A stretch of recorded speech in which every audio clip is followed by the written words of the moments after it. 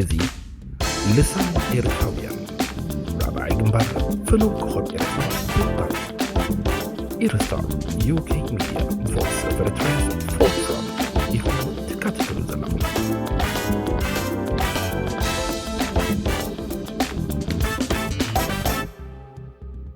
The weaponization of human rights by the United States and the European Union.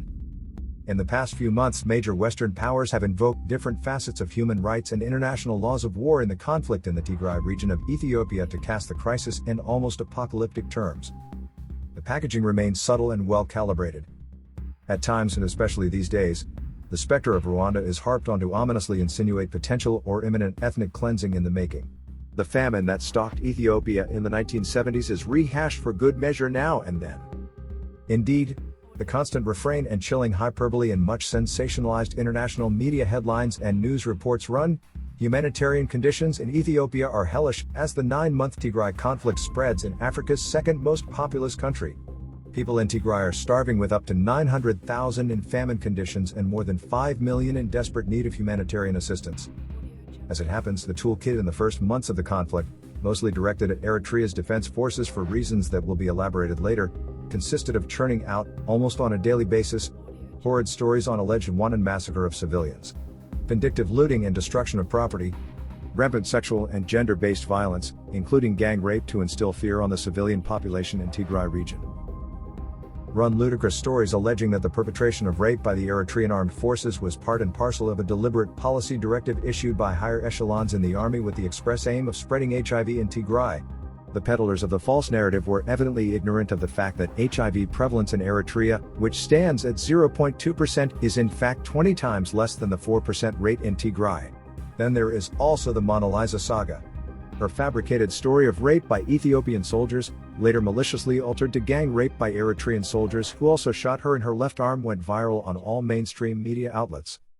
Furthermore, all the horrendous stories were, and remain, invariably based on witness testimonies, the majority of them through telephone interviews from abroad as well as in refugee camps in the Sudan where thousands of TPLF former special forces and militias are sheltered.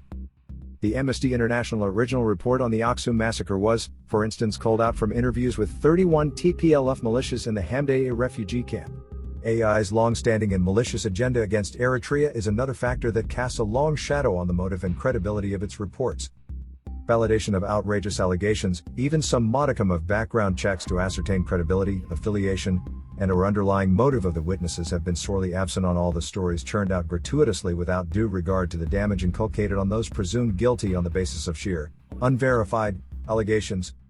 More importantly, there is compelling evidence to corroborate that the driving force behind the concerted campaigns is indeed the singular pursuit of US-EU geopolitical agendas, albeit misguided, in the strategically pivotal Horn of Africa region, more than conscientious and humanitarian considerations and of the interests of regional peace.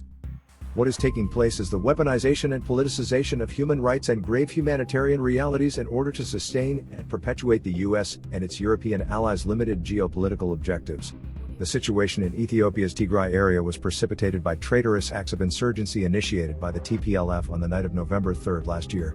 The TPLF's huge and simultaneous military attack on all Northern Command locations aimed to destroy the whole contingent and requisition its heavy armament, which comprised around 8% of the Ethiopian Defense Forces' overall arsenal. The Northern Command was the largest of the IM's 4 commands. The TPLF's insurgency was a rogue act that violated Ethiopia's constitution, as well as the country's stability and security, to the furthest extent possible. Indeed, the grave danger and chaos that would have erupted in Ethiopia, Eritrea, and the Horn of Africa area as a whole if the TPLF's initial strategy had succeeded is much too obvious to warrant further stress. However, even as Western governments and legislative institutions began to voice heightened concern about the war's humanitarian repercussions, this heinous crime remained to be overlooked. The EU was physically on the front wheel and much more outspoken than Washington in the early months of the conflict, presumably because to US presidential elections and accompanying domestic dynamics of transition. The EU's goal at the time was to demonize and apply pressure on Eritrea in order to save the TPLF. Under false pretenses, the EU redirected €70 million in development aid that had been given to Eritrea as part of the AU-ACP Development Cooperation Framework. The European Union Council placed restrictive measures on Eritrea's National Security Office in April of this year. The resolution was taught in the deceptive language. The European Union (EU). In its formal press comments and diplomatic demarches on Ethiopia, the EU first treaded more cautiously, while suspending over €90 million in budgetary aid to Ethiopia. Nonetheless, the EU's core policy objectives of resuscitating the TPLF remained clear and unequivocal, as it insisted on unilateral declaration of cessation of hostilities by all parties and withdrawal of Eritrean and Amhara forces, tacitly putting the federal government and the rogue TPLF on the same moral bar and equivalence. The EU Special Envoy, Finland's foreign minister, went even farther, accusing Ethiopia of an ethnic cleansing program. This was an outlandish attempt to appease the public. In the early months of the battle, the United States' attitude was ambiguous. "We are very concerned by reports that the Tigray People's Liberation Front carried out attacks on Ethiopia's defense forces sites in Ethiopia's Tigray region," former U.S. Secretary of State Mike Pompeo tweeted on November 5, 2020. "We demand that immediate steps be taken to restore peace and de-escalate tensions."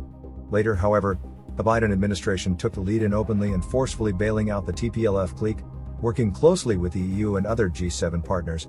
In the United States, the Senate Foreign Relations Committee passed a series of resolutions to that end, intensifying the pressure. TPLF's high criminality has stayed off the radar of the US, EU, and some UN bodies and media outlets at their beck and call for the past 6 months.